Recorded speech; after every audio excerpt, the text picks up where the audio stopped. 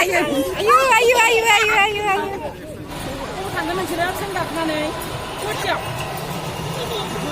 everyone, welcome back to my channel Binita B lifestyle. नसर बयखौबो दिनै खेबसे बरायफिनबावलायबाय। दोस्तों आप सभी को मेरे चैनल में फिर से स्वागत करती हूँ। आज हम लोग जाने वाले हैं नया पार्क में जो आज ओपनिंग हुआ है इंडिपेंडेंस डे के दिन।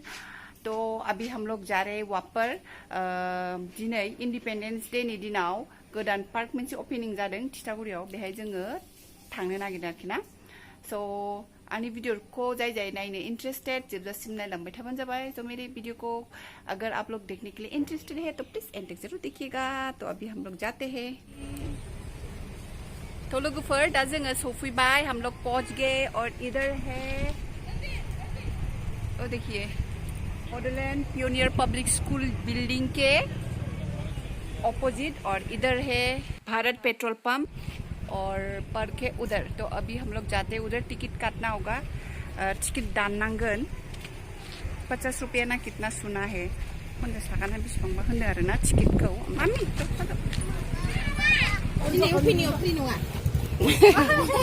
बेसेबां सासेयाव 50 बे उन्दैनो लायो नामा ना गिदिरनोल' ना मोननै मा खालामदों नामा नोंलाय? माथो देखायनांगौ ना गोदानखौ। फैदा ओइ लाय इनाय बेखौ सिङाव हाबबाय होननानै माबानायानो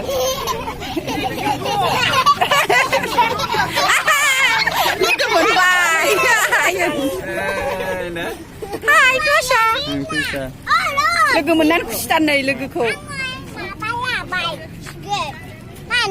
यासिताया यासनाखौ लोगो मोनबाय ना स्कुल फ्रेन्ड।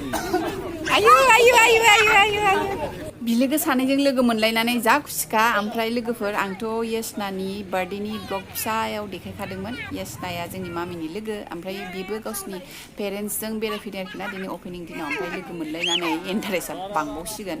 ओमफ्राय ओरैनोबाबो बिबैयाबो लोगोखा, माने आगोलनिफ्रायनो जोंहा सिनायलायखायो आरो ना।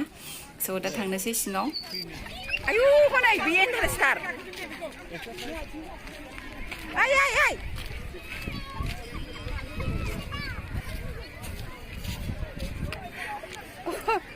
दे गेलेदो बेयाव गाखोगोरो। बिथिं फैदो, बिथिं गाखोगोरा। बैयाव एलिफेन्टाव बिराद भिर आरोखि ना दिनै अपेनिंखाय जा मानसि जादों। ओरै मानसि जोबनै ओरै ट्रेन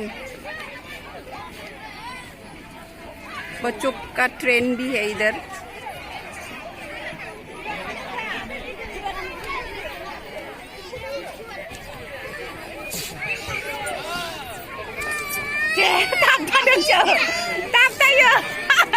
थाबथायो गस्लाखौ ओरै खोबनानैसो माबानांगौमोन, मोदोमाव थाबथाजोबो।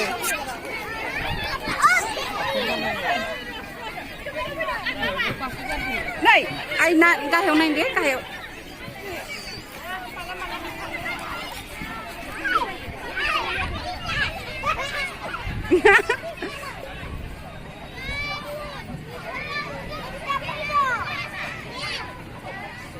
सानैबो समान। ओरै सासे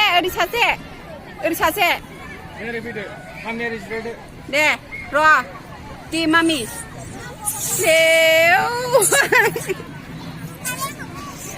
नायनानै दे जिखौ खोबना हो।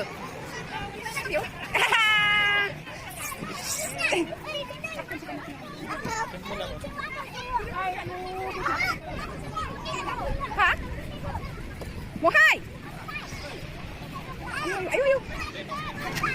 आयु हास्लाबला हनै ओइ बहाय थांग्रोनो दानो मानो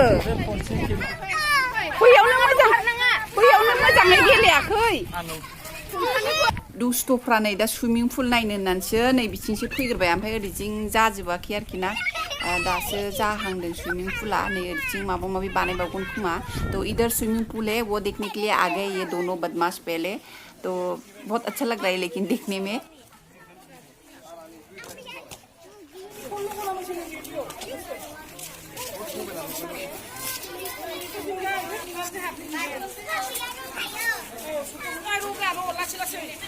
ट्रेन भी देखिए कितना क्यूट लग रहा है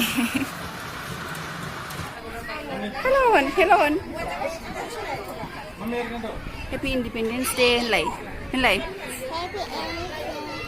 नोंमोन हैप्पी इंडिपेंडेंस डे होनदो Happy Independence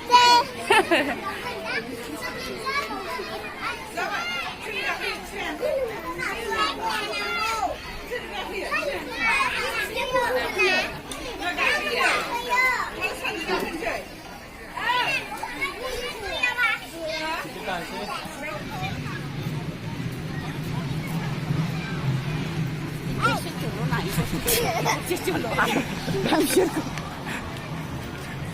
Kontrol sana wow pra.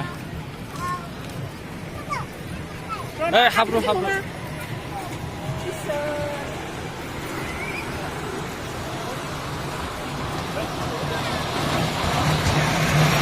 Bisa ngurang ada tiket dah? 50 টাকা। 50. Pas mau aja deh.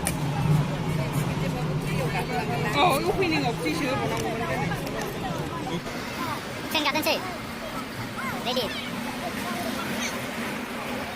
고로마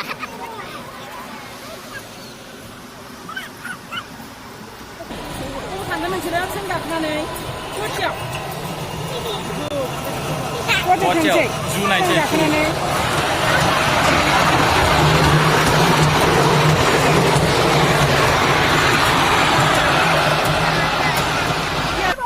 Bawa ke nani?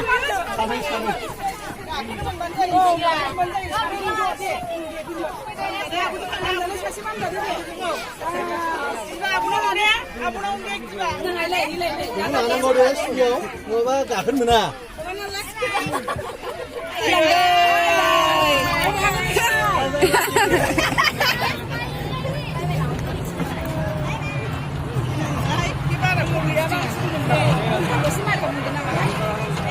Bener Wanda nih.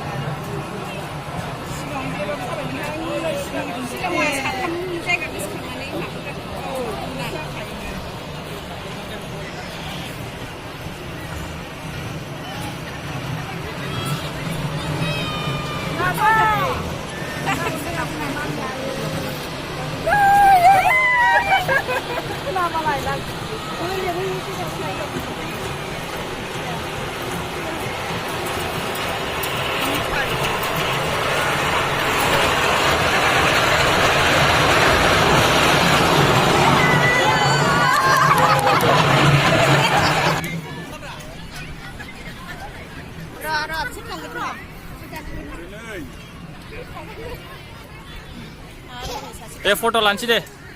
Hari ini udah. Hari ini ada mami.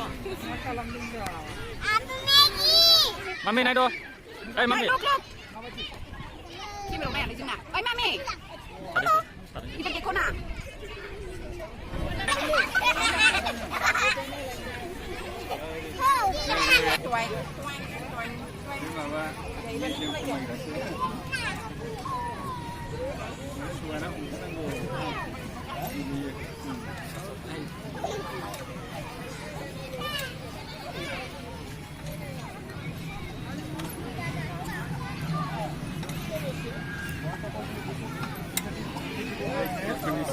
Oh. Oh.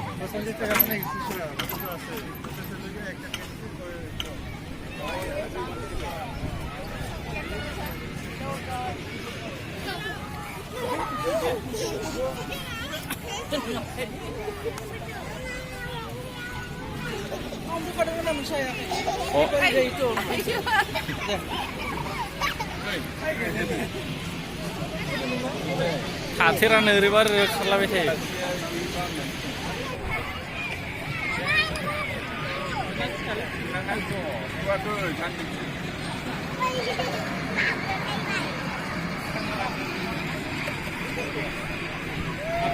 ना जिन्हें opening का exam Mansi जादों दोस्तों आज बहुत बच्चे बहुत parents आया है आज ओपनिंग है तो बहुत भीड़ है तो आप लोग देख सकते हो क्या क्या है इधर यशना का मम्मी और यशना का आयंग बेबी खोम खारगो बेना तोशा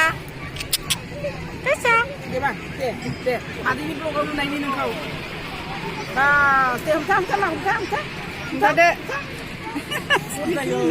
माबाबाय खोमसि नुहांबाय माबानाय ना साना ओहो मिनिलायबायहाय गिदिर गाखोबायना बबेथिं थांलाय बिसोर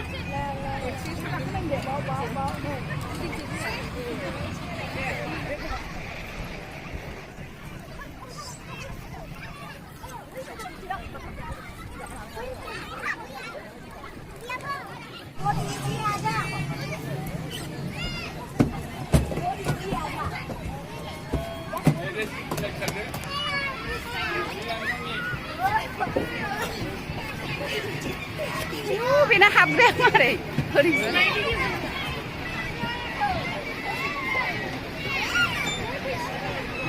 गस्लाखौ माबा गस्लाखौ मामि गस्लायाखै नौ गस्लाखौ ओरै खालाम औ नांगोन दे नांगोन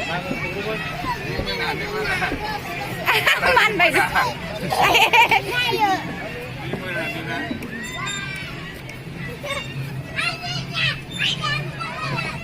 नै थांबावबाय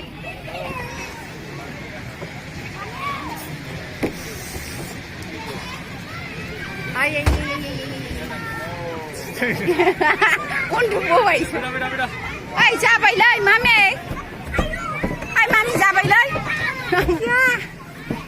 ओइ सना आयौ मारैबा गिदिंलाबाय थादों ओइ जासिगोन मामि ना नायलाय बेयाव मारैबा गिदिंथारो दे गोजौआव खहे जाथारो मारैबा जाथारो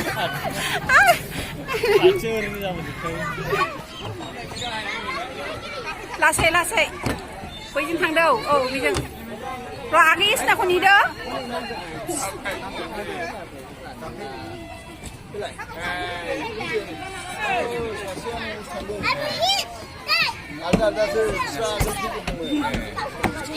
ओइ हनै गाखो हमथायाबा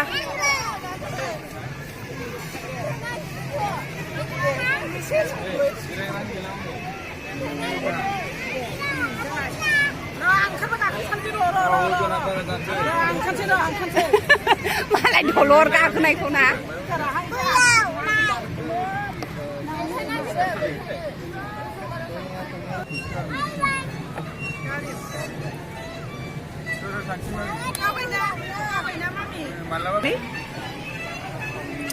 ये है रेस्टुरेंट नैबे रेस्टुरेंट आरोखि ना माबाफोर जानो गोसोबा बेयाव जानो हागोन दा जोङो जाला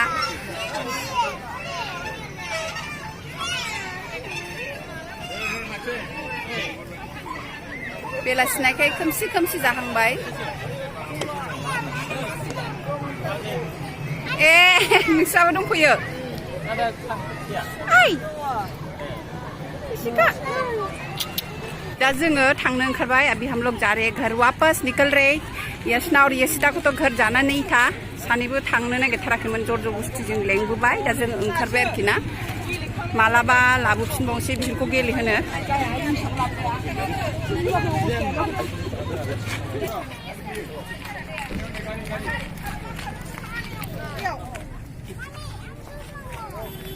आब'ना आथिङा एसे माबाबावो एसे साबावदाबो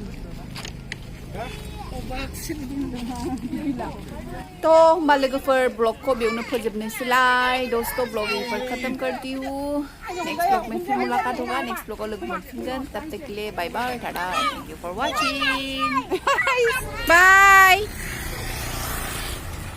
थ'दोमा मालाबा फैफिनसै आइदे